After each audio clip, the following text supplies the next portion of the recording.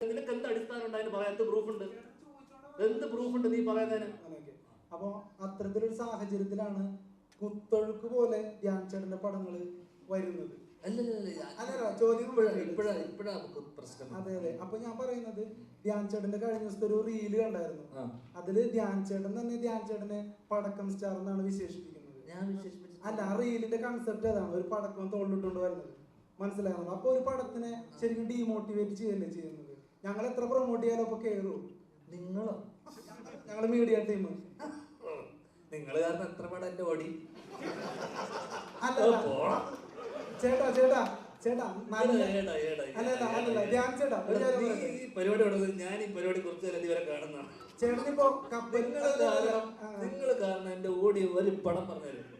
എനിക്ക് പറഞ്ഞ എന്റെ കൊള്ളാമത്തെ ഒരു പടം നിങ്ങൾ കാരണം നീ കാരണം ഓടിച്ചത്. നല്ലൊരു തിരക്കഥയുള്ള പടം ഓടിയിട്ടുണ്ട്. നല്ലൊരു തിരക്കഥയുള്ള പടം ഓടിയിട്ടുണ്ട്. ഏത് ചേട്ടൻ ഏത് നല്ല തിരക്കഥ പൊട്ടിയ പടം പറ. പൊട്ടിയ പടം പറ. നീ തോറ്റുപോയി മുന്നിൽ. ഇല്ലില്ല, തോറ്റുപോയില്ല ചേട്ടാ. ചേട്ടാ, കപ്പൽ മുതലാളി ഇപ്പൊ 21 ഗ്രാംസ് പറഞ്ഞു. അല്ലല്ല, കപ്പൽ മുതലാളി ഞാൻ പറയട്ടെ. നിങ്ങളെ വിഷയത്തിൽ എന്തിനാ ഞങ്ങളെ തീർക്കത്? ചോദ്യം ഒന്ന് ഫിനിഷ് ചെയ്തോട്ടെ. ചോദ്യം ഫിനിഷ് ചെയ്തോട്ടെ. അതായത് കപ്പൽ മുതലാളി താരതമ്യേന നല്ല പടമാണ്. നിനക്ക് ഇഷ്ടമായ നിന്റെ ഇഷ്ടം, എന്റെ ഇഷ്ടം എനിക്ക് ഇഷ്ടമില്ല പടം. പക്ഷെ 21 ഗ്രാംസ് താരതമ്യേന നല്ല പടം. ബോക്സ് ഓഫീസ് ഹിറ്റ് ആണെന്നല്ല പറയുന്നത്. കപ്പൽ മുതലാളി ബോക്സ് ഓഫീസ് ഹിറ്റ് അല്ല. പക്ഷെ ഞാൻ പറഞ്ഞു വന്നത് അത് ഭയങ്കരമായിട്ട് കളിയല്ല. അത് ഞാൻ കണ്ടില്ല.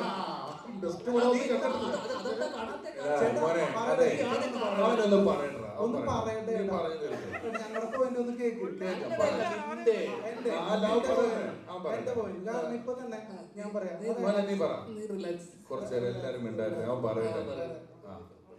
അപ്പോ ഞാൻ പറഞ്ഞു വരുന്നത്, നല്ലൊരു തിരക്കഥയുള്ള സിനിമകളൊന്നും പൊട്ടിയിട്ടില്ല. പ്രൊമോഷൻ ഇല്ലാതെ തന്നെ ജയിച്ചിട്ടുണ്ട്. ഞങ്ങളിപ്പോ വരാത്ത പടങ്ങൾ ഒരുപാട് ജയിച്ച് ഞങ്ങൾ കണ്ടിട്ടുണ്ട്. മനസ്സിലാകുന്നുള്ളൂ. പിന്നെ എന്റെ ഒരു അഭിപ്രായം, മലയാള സിനിമയുടെ ഒരു പ്രേക്ഷകൻ എന്നുള്ള നിലയിൽ പറയാണ്, ഏറ്റവും വലിയ പ്രതിസന്ധി ഈ പറയുന്ന പോലെ ഒരു കണക്കില്ലാണ്ട് ചൂടപ്പം പോലെ ഇറങ്ങുന്ന സിനിമകളാണ്. അത് നിങ്ങൾ പ്രൊഡ്യൂസർമാര് ഫുൾ സ്ക്രിപ്റ്റ് വായിച്ചു നോക്കിയിട്ട് പടങ്ങൾ ഇനി മുതൽ സെലക്ട് ചെയ്യണം എന്നാണ് എന്റെ അഭിപ്രായം ആസ് എ പ്രേക്ഷകൻ. മനസ്സിലാവുന്നുള്ളൂ. അങ്ങനെയാണെങ്കിൽ പടത്തിന്റെ ഹിറ്റ് ആ ഒരു നിരക്കിലൊക്കെ ഒരുപാട് മാറ്റം വരും. അതല്ലാതെ നിങ്ങളുടെ ഇന്റൻഷൻ എന്താണ് ഇങ്ങനെയുള്ള കുറെ പടങ്ങൾ പ്രതീക്ഷ വെക്കേണ്ടതെന്നാണ്. ഞങ്ങളൊക്കെ ഒരു സിനിമാക്കാരനാവണമെങ്കിൽ തന്നെ ഒരുപാട് പ്രതീക്ഷയിലാണ്. ഇപ്പൊ കപ്പൽ മുതലാളി കഴിഞ്ഞ എത്ര നായക വേഷം രമേഷ് പിഷാരടി ചേട്ടന് കിട്ടി? കപ്പൽ മുതലാളി കഴിഞ്ഞു, എത്ര നായക വേഷം കിട്ടി രമേഷ് പിഷാരടി ചേട്ടന്? സൈഡ് റോളിലോട്ട് പോയില്ലേ? പക്ഷെ ചേട്ടന് എത്ര പടം പൊട്ടിയിട്ടും പടം കിട്ടുന്നുണ്ട്. നിനക്ക് ഇതിന്റെ പെറിഫറൽ ആയിട്ടുള്ള കാര്യങ്ങൾ മാത്രമേ അറിയുള്ളൂ. ഒരു പ്രൊഡ്യൂസറും ഒരു ഡയറക്ടറും ഒരിക്കലും എന്നെ വെച്ചിട്ട് എത്ര പടം പൊട്ടി, എന്നെ വെച്ചിട്ട് എന്തിനാ വീണ്ടും വീണ്ടും പടം എടുക്കുന്നത്? വേറെ ടോക്കാണ് പോണത്. പറയാൻ പറ്റില്ല. ഇത്രയും നീ പറഞ്ഞില്ല, അതും കൂടെ പറ. ഒരു പ്രൊഡ്യൂസർ ഇരിക്കുന്നു, പറയാൻ പറ്റില്ല. അല്ല, പറ, നീ പറഞ്ഞോ. അതായത് ചേട്ടന്റെ കമന്റ്സിൽ വരുന്നത് കള്ളപ്പണം വെളുപ്പിക്കൽ സ്റ്റാർ എന്നൊക്കെയാണ്. ആയിക്കോട്ടെ, അതുകൊണ്ട് അവർക്ക് ഗുണമുണ്ടാകുന്നുണ്ട്. ഞാനല്ല വെളുപ്പിക്കുന്നത്, എനിക്ക് അക്കൗണ്ടിലാണ്. ഇതൊന്നും അതുകൊണ്ട് എനിക്കെന്താണ് ഗുണം? ആ രീതിയിൽ അവർക്ക് ഗുണം ഉണ്ടാവുന്നുണ്ടോ? അപ്പൊ എന്റെ പടം ഏതാ നഷ്ടമായിട്ടുള്ളത്? എല്ലാരും വെളുപ്പിച്ചില്ലേ? പൈസയെല്ലാം വന്നില്ലേ? ഡയറക്ടർ പ്രൊഡ്യൂസർ സ്ക്രിപ്റ്റ് വായിച്ച് നോക്കണമെന്നൊക്കെ പറയുന്നുണ്ട്. ഇത് വായിച്ചു നോക്കാതെ ഒന്നുമല്ല ഒരു സിനിമ ഇറങ്ങുന്നത്. ഇറങ്ങുമ്പോ അങ്ങനെ അത്രയും ഇവിടെ ഇറങ്ങുന്ന അത്രയും സിനിമ ജനങ്ങൾക്ക് ആവശ്യമില്ല. 150 സിനിമ ഇറങ്ങുന്നുണ്ട്. 12 മാസമല്ലേ ഉള്ളൂ. 365 ദിവസമുള്ളൂ. 150 ദിവസമൊക്കെ ആൾക്കാർക്ക് സിനിമ കണ്ടുണ്ട്. അപ്പൊ അത്രയും ചോയ്സ് ഉണ്ട്. എല്ലാ സാധനവും ഇവിടെ ഒരുപാട് ഇറങ്ങുന്നുണ്ട്. ഇവിടെ ഇറങ്ങുന്ന ബിസ്ക്കറ്റും പേസ്റ്റും അരിയും മണ്ണെണ്ണയും കാറും എല്ലാം ഒരുപാട് ബ്രാൻഡുകളുടെ ഒരുപാടെണ്ണം ഇറങ്ങുന്നുണ്ട്. നമുക്ക് ആവശ്യമുള്ളത് മാത്രമേ നമ്മൾ എടുക്കുള്ളൂ. നീ വഴി കൂടെ നടന്നിട്ട് ഹോട്ടൽ കണ്ടു ഓരോ 2 മാസം ഇടവിട്ട് നീ ഹൈവേ വഴി യാത്ര ചെയ്ത ഹോട്ടൽ തുറക്കും, ഹോട്ടൽ പൂട്ടും, കട തുടങ്ങും. അതുപോലൊരു സംഭവം മാത്രമാണ് ഇവിടെ നടക്കുന്നത്. പലതും വരും, പലരും വീണ്ടും അത് ചെയ്യാൻ തീരുമാനിക്കും.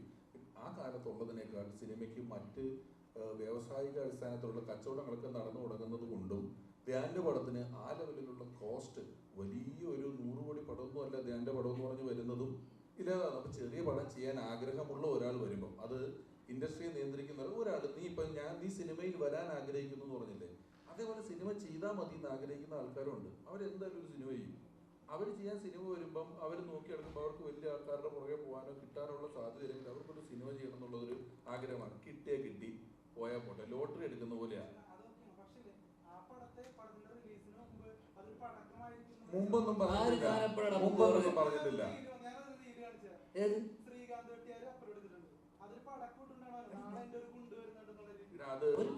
നിനക്ക് ഈ പ്രൊഡ്യൂസർമാർക്ക് ഇവിടെ ഇരിക്കുന്നവർക്കും ഇല്ലാത്ത വേദന എന്താണ് നിനക്ക് എനിക്ക് മനസ്സിലായി. നിങ്ങളെ നീ മാനിക്കോ വെച്ചാൽ ഞാൻ എനിക്കിഷ്ടമുള്ള പോലെ ഞാൻ ജീവിക്കുക, എനിക്കിഷ്ടമുള്ള കാര്യം ഞാൻ ചെയ്തൂടെ. അല്ല, അതിനകത്ത് പൊട്ടുമെന്നല്ല പറയുന്നത്. ആ റീലിനകത്ത് പറയുന്നത് എന്താ, ഈ പടക്കം പൊട്ടില്ല, അത് പൊട്ടിയാലും അത് ഇവിടെ ഒരാളും ഒരു സിനിമ എടുത്തിട്ട് ഇത് കാണുന്ന പ്രേക്ഷകൻ പണ്ടാരം തുടങ്ങണം, അവൻ കണ്ടിട്ട് വെറുക്കണം എന്ന് പറഞ്ഞിട്ടല്ല സിനിമ എടുക്കുന്നത്. എല്ലാവർക്കും ആ സിനിമ ആരെങ്കിലും ഒക്കെ ഒരാളുടെ പേഴ്സണൽ ഫേവറേറ്റ് ആയിരിക്കും. ഈ സിനിമ കണ്ട് കുറച്ച് ആൾക്കാരിലേക്ക് എത്തണം, അപ്പൊ ആ പടത്തെ പറ്റി നല്ല അഭിപ്രായം പറയണം. അല്ലെങ്കിൽ അല്ലാതെ ഇത് കണ്ട ആൾക്കാരെന്നെ ചീത്ത വിളിക്കണം എന്ന് പറഞ്ഞാൽ ആരും സിനിമ എടുക്കുന്നില്ലെന്നാണ് എനിക്ക് തോന്നുന്നത്. പിന്നെ ഞാൻ എങ്ങനെ ജീവിതത്തിനെ കാണണം എന്ന് നീയാണോ എനിക്ക് പഠിപ്പിച്ചു തരാ? അല്ല, ഞാൻ സിനിമയെ എങ്ങനെയാണ് കാണേണ്ടത്, ഞാൻ ജീവിതത്തെ എങ്ങനെയാണ് കാണണം നീ എനിക്ക് പഠിപ്പിച്ചു തരണം. അല്ലല്ല, സിനിമയെ കുറിച്ച് നീ എന്റെ കാഴ്ചപ്പാടും ഞാൻ എങ്ങനെ സിനിമയെ അപ്രോച്ച് ചെയ്യുന്നുള്ളത് രണ്ടുണ്ട്. നീ എന്തിനാ എനിക്ക് പറഞ്ഞു തരുന്നത്? നീ കണ്ടൂടെ? അല്ലല്ല, അത് നിനക്ക് ഇത്രയും ആൾക്കാരിരിക്കെ പ്രസ് മീറ്റില് നീ ജീവിതത്തിന് വളരെ സീരിയസ് ആയിട്ട് നീ ചെയ്യുന്ന ജോലിയെ സീരിയസ് ആയിട്ടല്ലേ കാണുന്നത്? അതേ സീരിയസ്നെസ്സോടെ ഞാൻ ജോലി ചെയ്യുന്നു. ഇവിടെ ഏറ്റവും അച്ചടക്കത്തോടുകൂടി ജോലി നീ പറഞ്ഞപ്പോ ഞാൻ കേട്ടോ. നിർത്ത്, ഒരു സെക്കൻഡ് നിർത്ത്. നീ ഒരു വാഗ്വാദത്തിന് വന്നതല്ലോ. അല്ലല്ലോ. നീ പറഞ്ഞേ ആവശ്യമില്ലാത്ത നീ ചെയ്ത പോലെ തന്നെ അവനൊരു ചോദിക്കുന്നത്. ഞാൻ സീരിയസ് ആവണോ, ഞാൻ എന്താണെന്നുള്ളത് നീ എനിക്ക് പറഞ്ഞു തരണ്ടല്ലോ മോനെ. ഒരു സെക്കൻഡ്, അതായത് അത് സീരിയസ് ആയിട്ടൊക്കെ എടുക്കുന്നുണ്ട്. സിനിമ പൊളിയുന്നു, ഈ പൊളിഞ്ഞു എന്നുള്ള കാര്യം മനസ്സിലാക്കുന്നുണ്ട്. ഞാൻ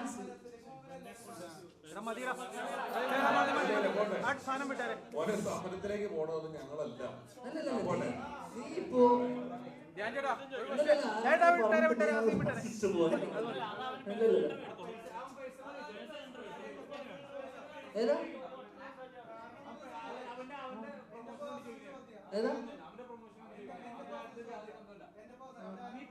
റീലുൾപ്പെടെ എല്ലാം കോമഡി ആയിട്ട് തന്നെയാണ് പറയുന്നത്. ഇതൊരിക്കലും നമ്മള് ഈ പറയുന്ന ഇത്രയും ആൾക്കാർ നീ ഇപ്പൊ ആലോചിച്ച് നോക്ക്. ഞാൻ സീരിയസ് ആയിട്ട്, അത് വളരെ പേഴ്സണൽ ആണ് നീ ചോദിച്ച കാര്യം. ഞാൻ ചോദിച്ച അത് നിനക്ക് എൻ്റെ അടുത്ത് ഈ ഒരു പടത്തിന് ഞാൻ പ്രൊമോട്ട് ചെയ്യാൻ നിൽക്കുന്ന ഒരു സ്ഥലത്ത് ഇത്രയും ആൾക്കാർ ഇരിക്കുന്ന സ്ഥലത്ത് ഒരു മിനിറ്റ് സഹോദരൻ. അപ്പൊ ഞാൻ പറയല്ലേ, നീ അത് കേക്ക്. നീ ഒരു ചോദ്യം ചോദിച്ചില്ലേ, നിങ്ങൾക്ക് കുറച്ചുകൂടെ സീരിയസ് ആയി കണ്ടോ? അത് ഞാൻ മറുപടി പറഞ്ഞിട്ടെ. ഞാൻ എങ്ങനെ ജീവിതത്തിനെ കാണണം, ഞാൻ എങ്ങനെ സിനിമനെ അപ്രോച്ച് ചെയ്യണം എന്നുള്ളത് നീ എനിക്ക് ദയവ് ഇത് പറഞ്ഞു തരുന്നു. നിന്നെ ഒരിക്കലും നീ ഒരു മിനിറ്റ് എടാ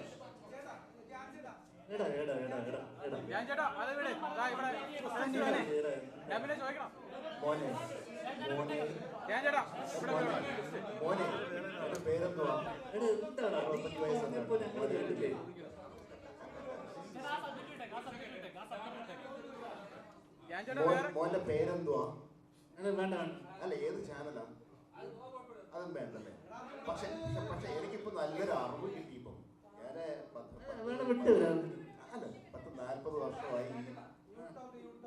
ഓക്കെ, അത് അഡ്വർടൈസ്മെന്റ് ആയല്ലോ. ഇപ്പം ഞാൻ ചോദിക്കാൻ പോകുന്ന ചോദ്യം, മോൻ പറഞ്ഞു കള്ളപ്പണം വെളുപ്പിക്കാനാണ് സിനിമ എടുക്കുന്നത്. അല്ല, താഴെ ഇടുന്ന കമന്റ് വെച്ചിട്ടാണോ നീ പറയാ കള്ളപ്പണം വെളുപ്പിക്കുന്ന കാര്യം? നിനക്ക് എന്ത് അടിസ്ഥാനം ഉണ്ടായാലും പറയാം. എന്ത് പ്രൂഫ് ഉണ്ട് നീ പറയുന്നതിന്? നീ താഴെ യൂട്യൂബിൽ കമന്റ് ചെയ്ത ആൾക്കാരെയാണ് പറഞ്ഞിട്ടല്ലേ? നിനക്ക് എന്തെന്ന് അറിയാമോ ഇതിനെ കുറിച്ച്, സിനിമയെ കുറിച്ച്? അപ്പൊ മിണ്ടരുത്. വിഷയമില്ല. നമ്മളൊരു സ്ഥലത്ത് വരുമ്പോ ഞാൻ ഇവരെയൊക്കെ എത്ര കാലമായി കാണുന്നത് അറിയാമോ? അൺപ്ലസന്റ് ആയിട്ടുള്ള, ഒഫെൻസീവ് ആയിട്ടുള്ള ചോദ്യങ്ങൾ ചോദിക്കുന്നത് നിർത്തുക.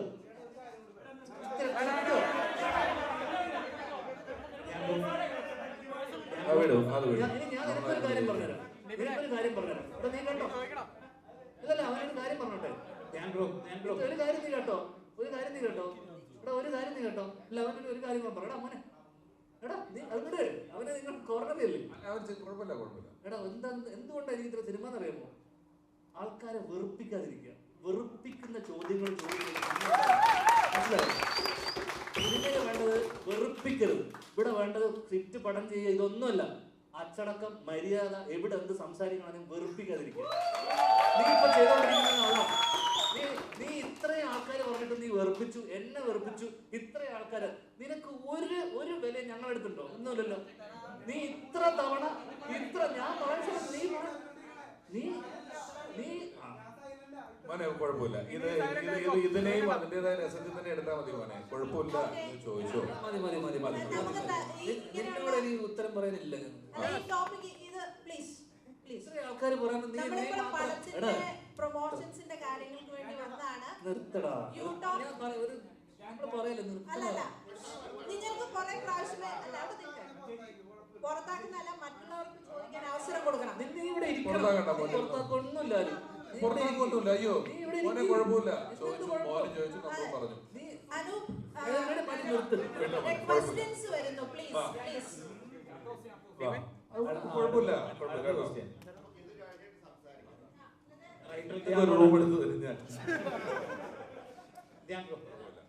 റിയൽ ലൈഫിൽ നടന്ന സംഭവം അതിൽ നടന്ന അതേ ക്യാരക്ടേഴ്സ് തന്നെയാണോ, ആ ക്യാരക്ടർ തന്നെയാണോ സിനിമാറ്റിക് ആയിട്ട് എന്തെങ്കിലും എൻഹാൻസ് ചെയ്തിട്ടോ റൈറ്റിംഗ് വൈസ്? സിനിമാറ്റിക് ആയിട്ട് സ്വാഭാവികമായിട്ടും ചില സാധനങ്ങൾ എൻഹാൻസ് ചെയ്തിട്ടുണ്ട്. കാരണം ഞാനിപ്പം അതിന്റെ ഡയലോഗ്സും കാരണം എനിക്ക് ഇൻസിഡന്റ് മാത്രമേ അറിയുള്ളൂ. അപ്പം സ്വാഭാവികമായിട്ട് അന്ന് നടന്ന കാര്യങ്ങൾ, അവർക്കിടയിലുള്ള കോൺവെർസേഷൻ, ഡയലോഗ്സ് ഒന്നും നമുക്ക് കൃത്യമായിട്ടുള്ളൊരു ഐഡിയ ഇല്ല. അപ്പൊ ഈ ഇൻസിഡന്റ് അറിയാവുന്നതുകൊണ്ട് തന്നെ പിന്നെ പ്രത്യേകിച്ച് കാരണം ഇതിനെ നമുക്ക് രണ്ട് രീതിയിൽ ട്രീറ്റ് ചെയ്യാം. ഭയങ്കര റിയൽ സ്പേസിൽ ട്രീറ്റ് ചെയ്യാം. കാരണം നടന്നൊരു കഥയായതുകൊണ്ട് തന്നെ ഭയങ്കര റിയലിസ്റ്റിക് ആയിട്ട് ഭയങ്കര റിയൽ സ്പേസിൽ ട്രീറ്റ് ചെയ്യാം. നമ്മൾ